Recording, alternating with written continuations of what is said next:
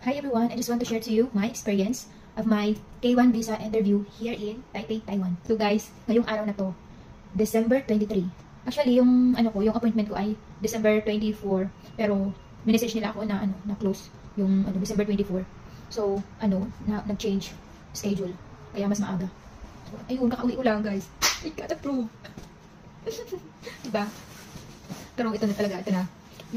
Yung requirements, i-send naman yun sa inyo. Tapos pagkapasok, yung hinihingi sa my guard, yung i-present nyo yung passport, and then yung appointment letter nyo, together with the barcode.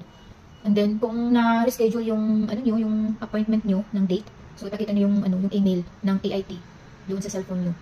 And then, after that, sa may entrance, proceed kayo doon sa may pangalawang guard. Ibigay nyo yung passport, pati yung, ganun pa yung appointment letter. And then, sunod noon, proceed ka na doon sa security for the x-ray, para sa mga gamit mo. Yun lang, yung mga bawal kasi yung sa electronic watch. Ito pwede naman, ito yung sinuot ko siya. Pwede naman siya. And then, kung dala mo naman yung cellphone mo, iiwan mo siya doon sa mga security. Mag-iwan ka lang ng isang ID. And then, after that, punta na doon sa loob, sa may right side. Then, bibigyan ka pala ng number. Kung may iiwan ka palang yung sa cellphone, bibigyan ka nila ng number. Tapos, pagka-proceed mo doon sa counter, yun hihingin yung 2x2 picture, dalawa yun, and then yung passport mo, yun lang.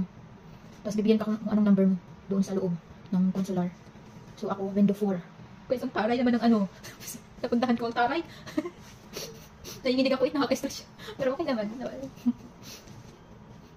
Bibigyan pala kayo ng papel doon sa my counter kung ano yung mga dapat mong ready na mga documents.